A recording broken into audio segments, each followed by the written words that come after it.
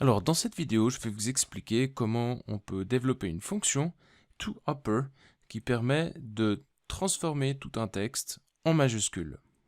Alors, vous allez voir qu'il n'est pas si compliqué de réaliser cette tâche consistant à transformer chaque caractère l'un après l'autre en une majuscule. On commence par reprendre le code qu'on a déjà développé pour transformer un caractère en majuscule et qui utilise également la fonction isLower qui permet de savoir si un caractère est une minuscule ou pas. Donc l'idée c'est la suivante, on peut utiliser la fonction upper pour transformer une minuscule en majuscule. Pardon, j'avais oublié d'exécuter le code ici. Donc si je refais ça, voilà, vous voyez que la fonction upper transforme un caractère unique s'il est minuscule en majuscule. S'il est déjà en majuscule, eh bien, il le laisse tel quel. Et puis, s'il s'agit d'autre chose que d'une lettre de l'alphabet, par exemple un symbole, eh bien, il ne va pas changer non plus. C'est ce qu'on a ici dans le else. S'il ne s'agit pas d'une minuscule, else, on ne fait rien, on retourne le caractère tel quel. Alors, ceci veut dire que l'on peut parcourir la chaîne de caractères message, une lettre après l'autre, et transformer chaque lettre en majuscule. Donc il suffit d'utiliser la fonction upper, et puis de l'appliquer à l'élément à la position 0, donc le premier caractère. Ça nous donne notre S majuscule qui ne change pas. Ensuite, message 1, message 2, etc. Message 3, message 4. D'accord ? Si on dépasse, c'est-à-dire si on va plus loin, où il n'y a pas de caractère, on dépasse les positions contenues dans la chaîne caractère message, eh bien ça va créer la fameuse erreur index error, string index out of range. Le problème avec ce code, c'est qu'en réalité, je vais manuellement indiquer la position 0, 1, 2, 3, 4, etc. Alors, une chose que l'on peut faire, c'est utiliser une variable. C'est-à-dire, on va utiliser une variable, on l'appelle traditionnellement i, pour désigner l'indice, c'est-à-dire la position à laquelle on veut aller regarder dans la chaîne de caractères message. Et là, on fait la même chose, donc on utilise la fonction upper, et on va regarder à la position i dans la chaîne de caractères message. Comme i vaut 0 actuellement, d'accord, on va regarder le premier caractère de la chaîne de caractères message, et on obtient notre S majuscule. Si on augmente maintenant la variable i de 1, ça veut dire que si je refais upper message i, je vais cette fois-ci consulter dans la chaîne des caractères la deuxième position, le deuxième caractère, et le transformer en majuscule. Si je refais ça, eh bien, je fais la même chose pour le troisième caractère, pour le quatrième et pour le cinquième. Donc maintenant, on peut passer au code, et donc on va écrire notre message ici, et puis définir notre variable d'indice à 0.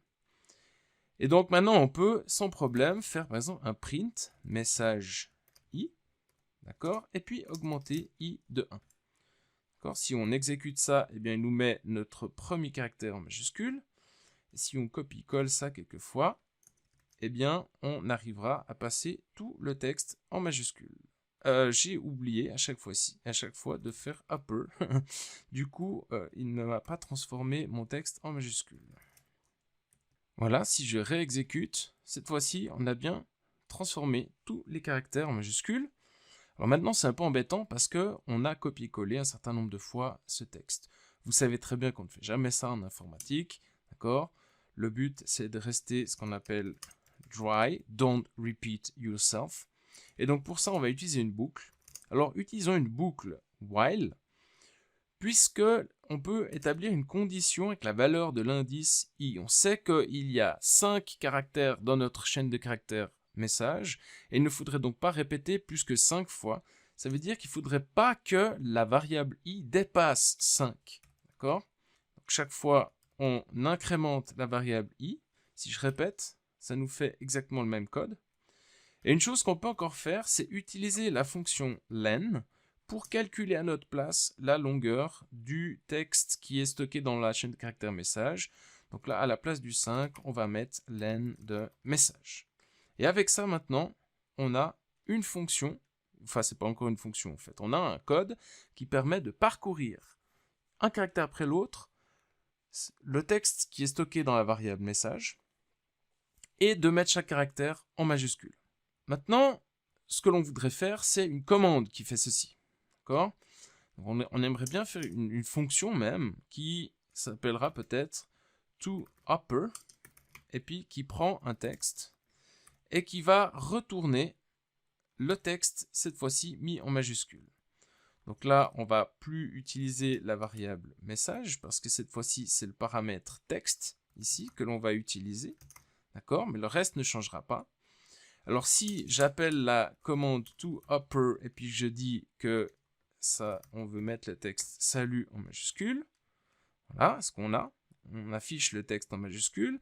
Maintenant, on a juste encore un problème, c'est qu'on fait un print ici. Et vous savez très bien que on ne doit pas faire des prints dans une fonction. On veut calculer quelque chose et retourner le résultat. On veut donc faire plutôt un return. Et c'est là que les choses se corsent un tout petit peu. Mais rien qu'un tout petit peu, je vous promets. Pour pouvoir faire un return, donc un return ici, il faudrait bien avoir quelque chose à retourner. C'est-à-dire qu'il faudrait avoir un texte, une variable, qui contient le texte qui a été mis en majuscule. Alors, une façon de faire ça, c'est de définir une variable. On pourrait l'appeler result ici, parce que c'est ce qu'on va retourner. Et au départ, on va dire que dans ce résultat, il n'y a encore aucun caractère, donc il y a une chaîne vide.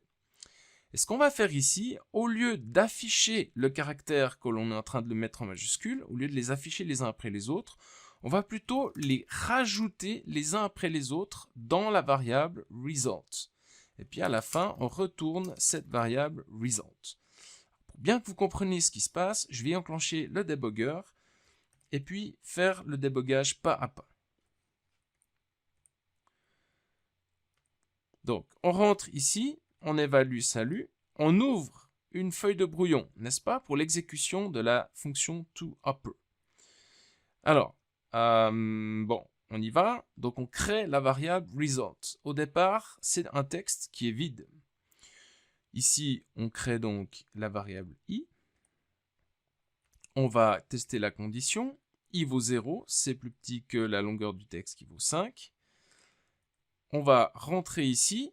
On va convertir ceci en majuscule. Donc on va regarder, texte is salut de 0, ça fait le S majuscule. On va lancer la fonction upper, ça crée une autre feuille de brouillon. On va checker si le caractère en question est une minuscule. Pour ceci, on lance une autre feuille de brouillon. Et là, on va regarder si la condition est vérifiée, si S se trouve entre, s'il s'agit en fait d'une minuscule. On dit que ce n'est pas une minuscule. False. Donc, on retourne ici, on va dans la partie else, on retourne le caractère tel quel, on referme cette feuille de brouillon, on arrive ici. Le résultat, c'est donc notre S majuscule que l'on va rajouter à la fin du texte result. Regardez ici, le S va se mettre à la fin du texte result. C'est-à-dire que petit à petit, on est en train de construire le texte final dans la variable result. On augmente I de 1. On reteste la condition, cette fois-ci 1 est plus petit que 5, toujours vrai. On refait upper, cette fois-ci du deuxième caractère, c'est-à-dire du A minuscule. On rentre dans la feuille de brouillon qui va transformer ça en upper. Donc là, je passe un peu rapidement parce que vous savez ce qui va se passer. Et donc, on arrive avec la version majuscule de notre deuxième caractère que l'on va rajouter à la fin du résultat. C'est-à-dire que là, on va avoir dans le texte result maintenant les deux premiers caractères du texte mis en majuscule. On continue, on augmente I de 1, c'est-à-dire I vaut 2, c'est toujours encore vrai, on va continuer.